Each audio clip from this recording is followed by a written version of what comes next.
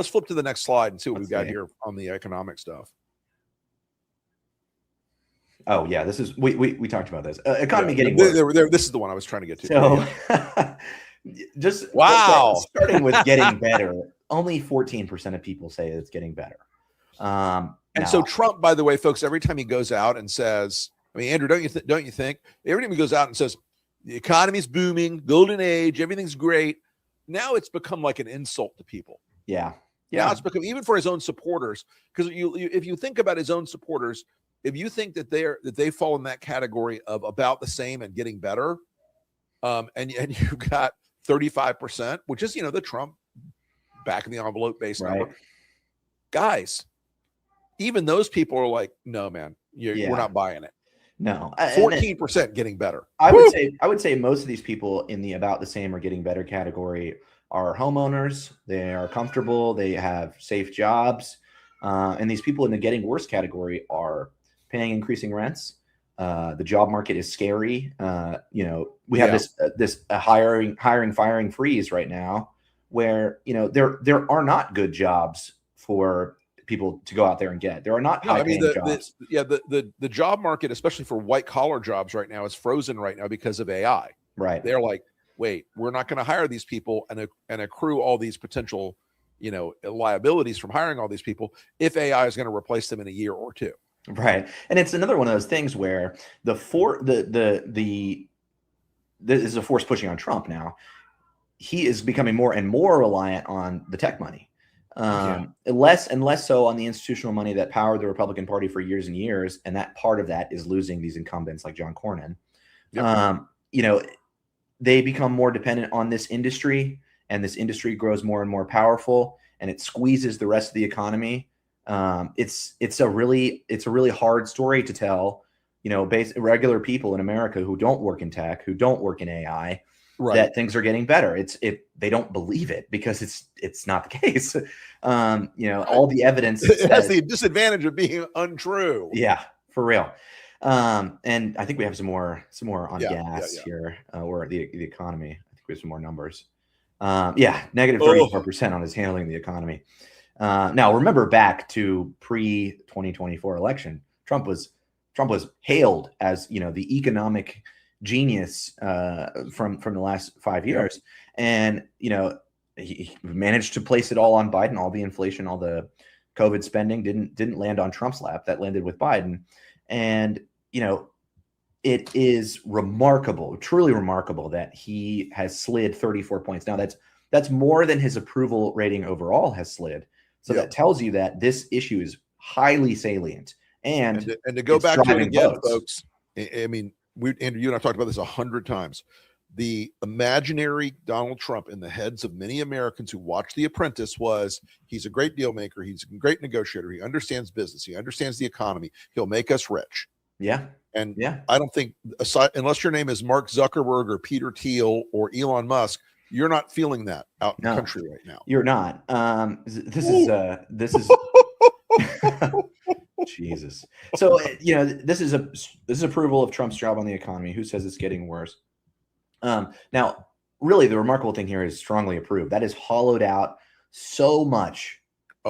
And the strongly disapprove has ballooned to this massive 88% number. It's insane to see that, the people who were really strong Trump supporters, they're virtually gone on this issue. They're completely they're just out.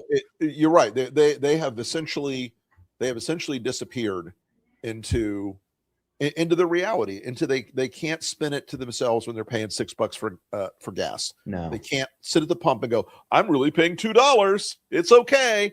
This is just not real. No. They can't sit there in Walmart and go, yeah, this is a really inexpensive grocery bill. This doesn't work that way. And it's also like, we haven't seen the worst of it yet. We haven't gone through. This is the madness. It's like the market is starting to wobble. Mm-hmm. In a serious way. It's getting bad. The VIX is your grandfather taught me this rule. Watch the VIX, the instability index in the markets, and it is spiking. Yeah. Because they don't think that Trump is going to settle with Iran. They don't think that Trump can get the oil industry restarted coming out of the Gulf and the fertilizer industry restarted within a year or two.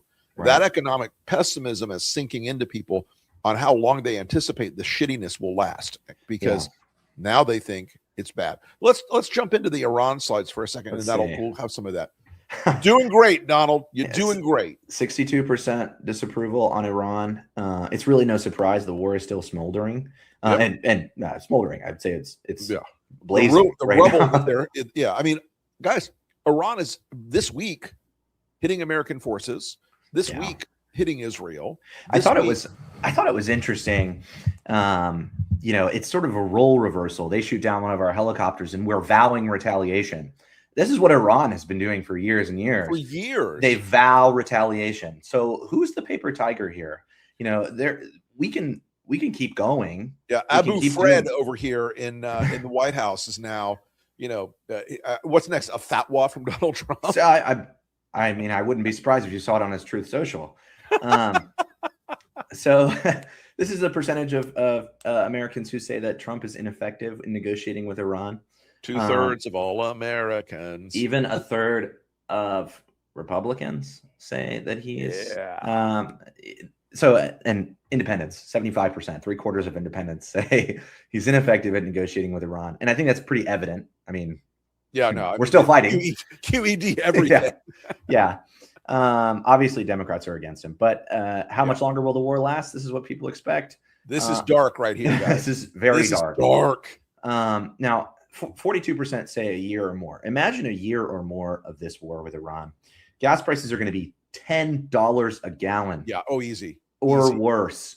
The states that have weathered the storm so far, like Texas, are not, the gas prices in Texas might be mitigated somewhat by the shale fields, but everywhere else in the country is getting screwed. The problem is that the fertilizer product coming out of the Gulf is done. It's over. That's not working. We do not have a sufficient domestic resupply ability. A lot of the specialty petrochemicals that are coming out of the Gulf, those are done. A lot of the stuff that is, again, oil economy is a global economy, as folks keep forgetting. And when Europe and South America and Asia are deciding they're going to try to get first dibs on these things, and frankly, the Chinese have built a dark transit system out of the Gulf, that we're not stopping, and everybody else is going to try to grab their slice of the pie, and we've lost our standing in the region.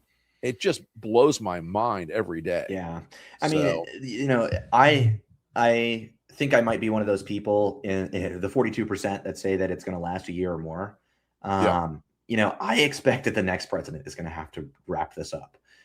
Even if they get a ceasefire, even if they get, if they have ongoing negotiation, I anticipate that the next president will have to wrap this up and manage the end of the war. And if you're Iran, you have no motivation to move fast. No, none at all. Every motivation to slow step this thing.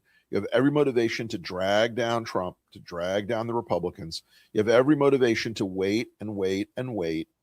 And they do not respect Witkoff and Kushner. No. They're not negotiating with Witkoff and Kushner. They don't really respect Marco. They do respect strength, and we're not showing it at a consistent level. They don't have any motivation at all to, when they wake up in the morning, the Iranians aren't like, wow, this is terrible. They are fine with the situation right now. They're okay with, because I tell people this, as long as they've got a bunch of Toyota Hilux trucks and a bunch of AK-47s and a bunch of bullhorns, they can govern. Right. Yeah. That is, they do not need what we think we need in this country to govern, or at least rule. Let me say rule rather than govern. Yeah. Govern implies consent.